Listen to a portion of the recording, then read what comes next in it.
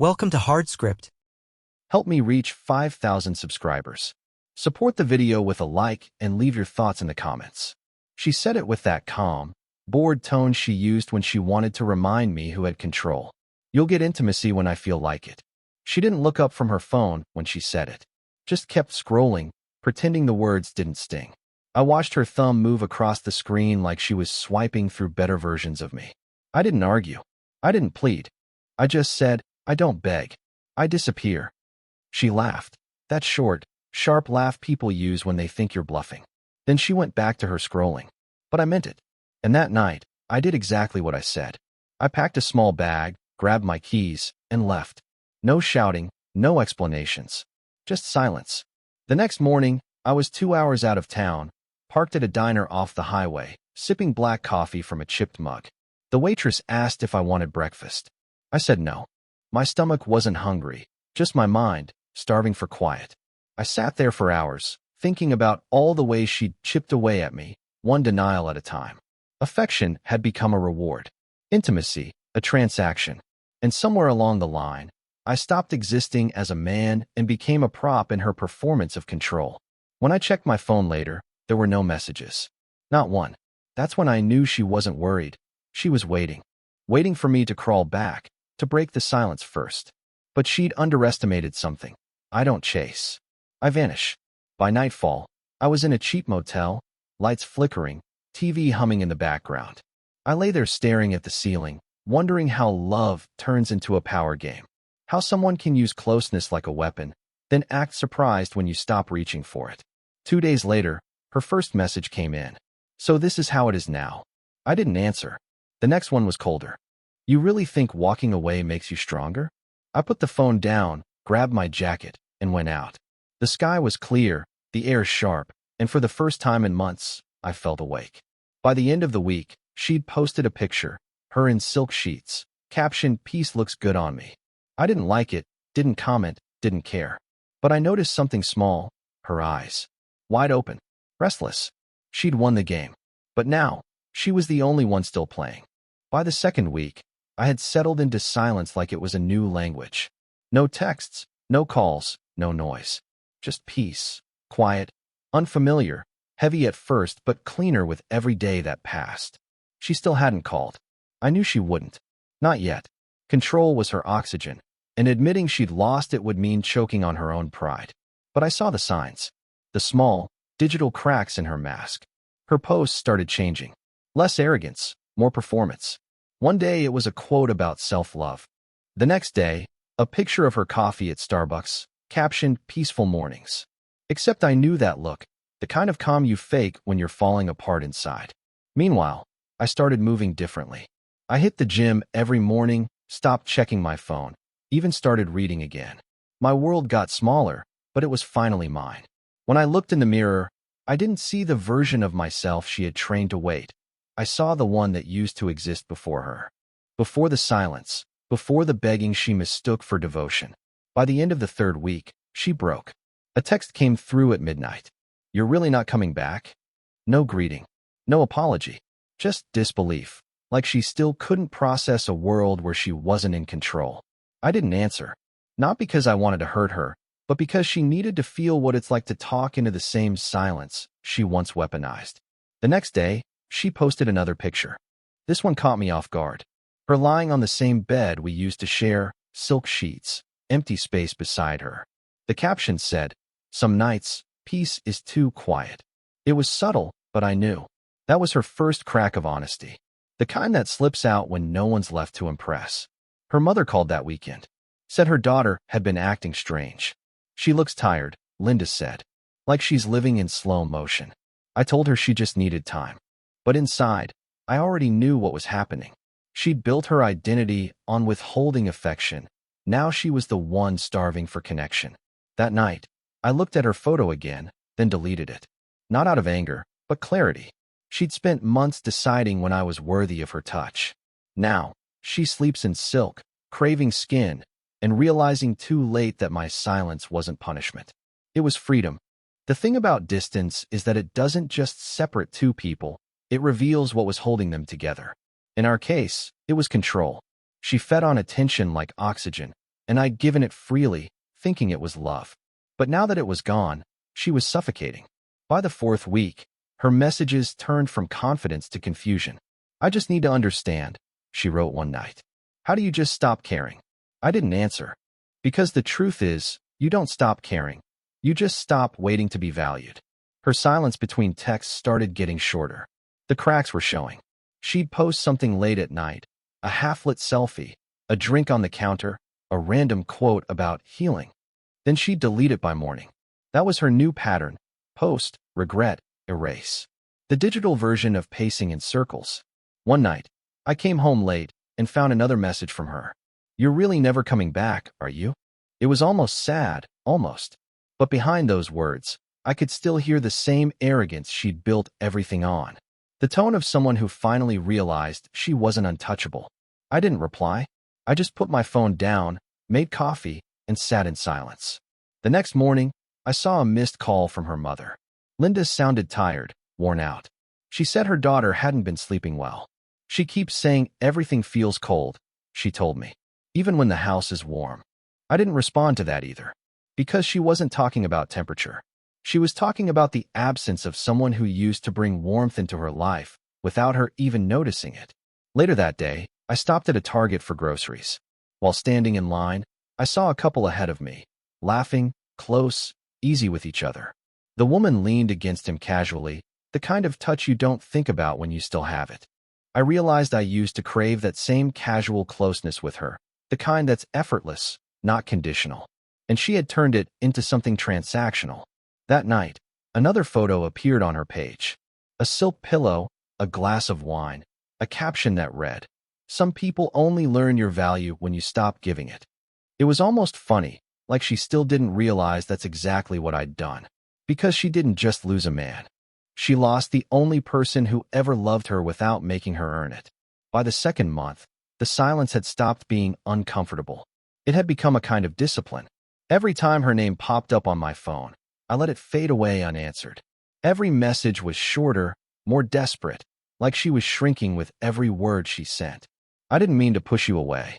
You could have just told me you were hurt. I miss how calm you were." I read them all, but said nothing. The calm she missed wasn't love. It was control slipping through her fingers. She started showing up in places she never went before. I'd see her at the Starbucks near my office, pretending to scroll through her phone, pretending not to notice me. One morning, she even smiled when our eyes met. A small, cautious smile, not confident, not flirty. Almost like an apology she didn't know how to give. I nodded back, nothing more. That tiny nod said everything.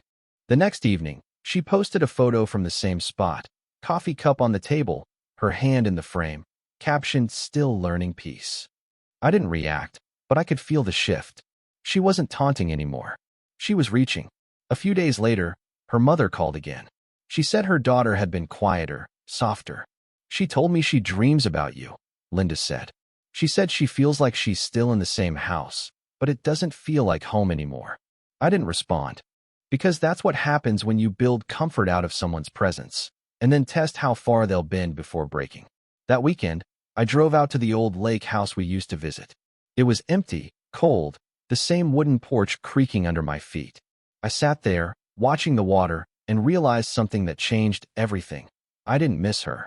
I missed the version of myself that existed before I started begging for attention in a relationship that mistook distance for power. When I got home that night, there was another message waiting. "I can't sleep," she wrote. "I keep thinking about the way you used to touch me.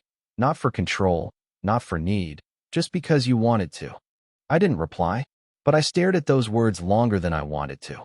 Because beneath the apology, beneath the longing, there was a truth she finally couldn't hide. The same woman who once rationed affection like currency was now starving for something she'd spent too long withholding. And that's when I knew she wasn't missing me. She was missing what she destroyed. The next time I saw her was by accident. It was late afternoon, a quiet Target parking lot. I was loading a few things into the car, detergent, paper towels, a new mug, when I heard someone say my name. Her voice, softer than I remembered, stripped of its edge. She was standing a few feet away, wearing a gray hoodie, no makeup, hair tied back. She looked human again, tired but real. For a moment, neither of us moved. She smiled faintly, trying to break the silence, and said, "You really weren't kidding when you said you'd disappear." I didn't answer. She nodded like she expected that. Then she said, "You know, I used to think you'd never leave. That no matter how cold I got, you'd still be there." I let the words hang between us, the kind of honesty that comes too late. I said, "You were right." Until I realized staying wasn't love, it was survival. She looked down, like the truth hit harder than she wanted to admit. She asked if I was seeing anyone. I told her no. That peace doesn't leave much room for chaos. She laughed quietly and said, "I didn't realize how loud I was until you left." There it was, the first real apology, buried in a whisper. But I didn't need to hear it anymore. Before she turned to leave, she said something that stuck with me. I thought withholding made me strong, but it just made me lonely.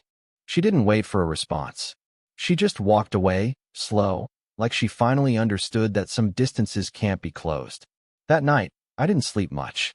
Not because of her, but because of what that moment meant. For months, I'd imagined what I'd say if I ever saw her again. How I'd confront her, how I'd make her see what she'd done. But when it happened, I didn't feel anger. I felt nothing, just quiet acceptance. The next morning, she posted again. A photo of a sunset with the caption, "Learning to touch without hurting." It didn't feel like a performance this time. It felt like a confession. I didn't check it twice. I just turned off my phone, took a deep breath, and sat with the stillness she used to fear. Because in that silence, I finally understood, disappearing wasn't revenge. It was closure disguised as distance. After that day in the parking lot, something in her changed, and I could feel it even from a distance. She didn't text, didn't post much, didn't chase anymore. It was as if she finally understood that I wasn't coming back, that my silence wasn't a tactic, it was truth. Still, the silence between us wasn't empty. It carried everything we never said. Her mother called one evening, just as the sun was setting. Said her daughter had been quieter lately, more reflective. "She's been cleaning the house," Linda said. "Not just cleaning, clearing. Like she's trying to erase the version of herself she doesn't want to be anymore." I listened, not saying much, because deep down, I already knew. The woman she was when I left had to die for her to meet the one she was supposed to become. That night, I went for a long drive. The road stretched out under the streetlights, and the hum of the tires was the only sound I needed. I stopped by a 24-hour Waffle House, the same one I'd gone to that first night I left. The waitress recognized me, smiled, and said, "Back again?" I nodded. There was something comforting about that. The repetition, the small evidence that life moves quietly forward even when your heart doesn't. As I sat there, sipping coffee, I thought about how intimacy had never been about touch with her. It was about control. Every withheld gesture, every turned shoulder, every cold, maybe later, was her way of proving she could decide when love existed. But real intimacy doesn't come from dominance. It comes from safety. And she'd never given that, to me or to herself. When I got home, I checked my phone out of habit. One new message. From her. No paragraphs this time. Just 3 words. "You were right." I didn't respond. Not out of pride, out of peace. Because I understood what those words meant. She wasn't admitting defeat. She was finally understanding the cost of control. Later that week, she posted again. A short video. No filters, no captions. Just her sitting by her window, rain against the glass, a cup of coffee in her hands. There was no performance in her face, just stillness. And as I watched it for a moment before closing the app, I realized something simple and final. She had finally learned what intimacy really was. Not a power to withhold, not a currency to spend. Just presence. The kind I had once given freely, and that she would spend the rest of her life trying to find again. By the time spring came around, her silence had turned into something heavier. Not resistance, not pride, just stillness. She stopped pretending. No more polished photos or veiled quotes. No more stories that felt like bait. It was as if she had finally run out of versions of herself to perform. I hadn't heard from her in weeks, but her absence carried more truth than all her messages ever had. One Sunday morning, I stopped by Starbucks before heading to the gym. While waiting in line, I saw her again, through the window. She was outside, sitting alone at a corner table, holding a paper cup with both hands. Her hair was tied up, her face bare, eyes somewhere far away. She didn't notice me. Or maybe she did and pretended not to. Either way, I didn't go out there. I just watched her for a few seconds, long enough to realize something that caught me off guard. I wasn't angry anymore. I wasn't even sad. I just saw a woman learning the hard way what silence feels like when it isn't chosen. That night, I got another message. Not from her this time, from Linda. She said her daughter had started therapy. She's different now, she said softly. Quieter. Kinder. She told me she never realized how much power she used to take from people without even knowing it. I didn't reply right away. I just sat there, letting that sentence sink in. Because that was the truth I'd been waiting to hear. Not for me, but for her. Later, when I finally opened her page again, there was a single post. A black and white photo of an unmade bed. The caption said, "Control feels safe until it costs you connection." I stared at it longer than I should have. Not because it hurt, but because it didn't. That was the turning point. The moment I realized she wasn't my unfinished story anymore. She was just part of the one I'd already closed. The next day, I deleted her number. Not out of resentment, but completion. Because there's a difference between moving on and healing. One's an escape, the other's evolution. And as I sat there, phone face down, the morning light spilling through the blinds, I understood something I'd never seen clearly before. She'd spent years controlling how and when I could reach her. But the moment I stopped trying, that's when she finally saw me.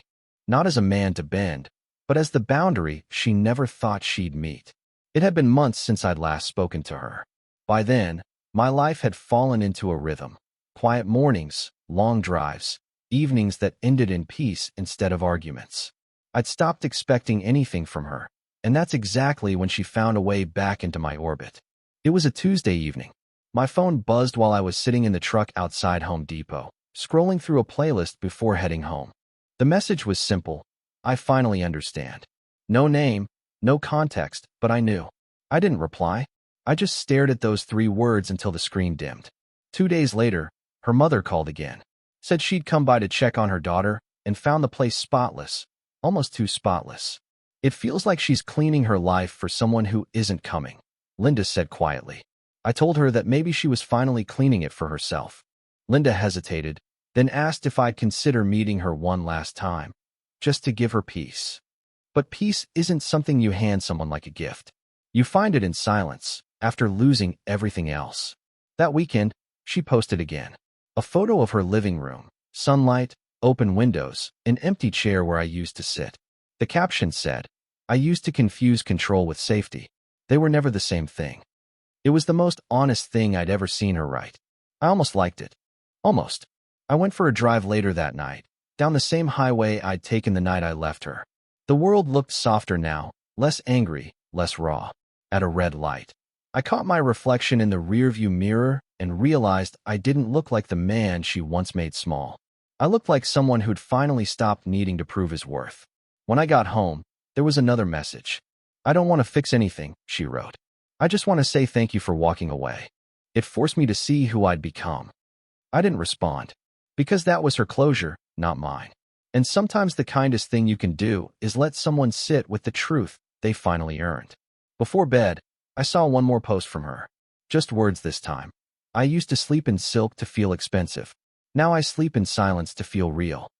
And that's when I knew she'd finally stopped craving skin and started craving peace. A few weeks passed after that message, and for the first time in a long time, I felt something close to balance. The ghost of her was still there, not haunting me, just existing somewhere in the background, like a memory you've made peace with. I'd stopped checking if she posted. I'd stopped wondering how she was doing. The story had already told itself. I was just living in the quiet after. Then one night, out of nowhere, I got another text. "I ran into your mom today," she wrote. "She said you look happy." I stared at the screen for a moment. Not because of what she said, but because of what she didn't. It wasn't about me looking happy. It was about her not knowing what that looked like anymore. I didn't respond. I just put the phone away, sat outside on the porch, and listened to the sound of crickets in the dark. The night air felt heavy, almost reflective. I thought about how long it had taken me to get here, from pleading for affection to realizing I didn't need permission to feel worthy. That's the thing about leaving. It's not the act itself that changes you. It's what the silence teaches you after. A few days later, I saw her for the last time, not in person, but through someone else's story. She was at a dinner table with friends, laughing, hair loose, a little tired but calm. There was something different about her. For once, she wasn't performing. She looked present, and I realized that maybe this was it. Maybe she'd finally learned what it meant to exist without validation. That night, she posted again. A short video, just her walking along a quiet beach. No music, no filters. The caption said, "Freedom is when you stop trying to win." It hit harder than I expected, because that was exactly what I'd done. Stop trying to win her back. Stop trying to prove anything. I just walked away, and in doing so, I finally understood something she never did. Intimacy isn't something you earn. It's something you honor.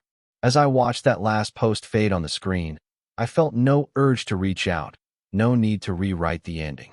She was finally free, not from me, but from the version of herself that always needed to be in control. And I was free too, because sometimes the only way to teach someone what connection means is to stop being the one they can touch.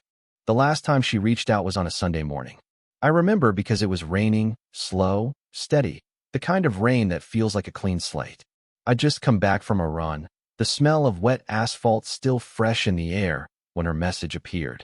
"I don't expect you to answer," it said. "I just want you to know I understand now."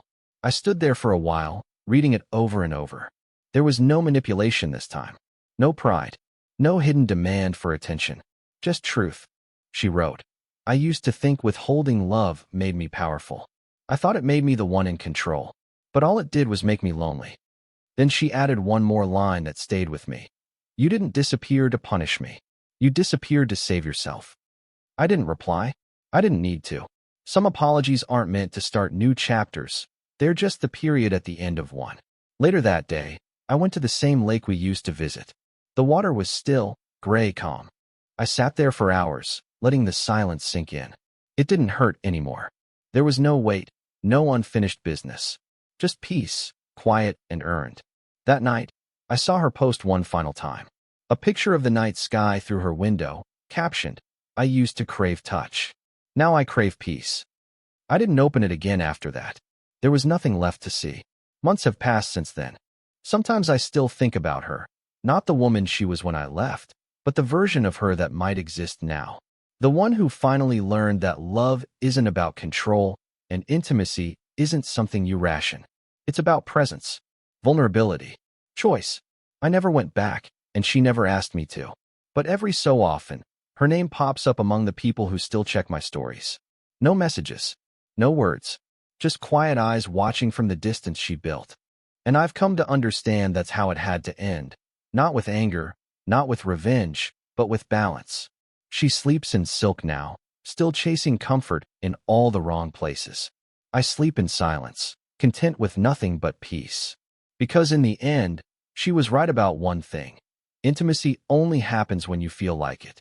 I just learned that the one you choose to be intimate with first has to be yourself. What would you have done in my place? If the story hit you, leave a like. And don't forget to subscribe. It only gets stronger from here.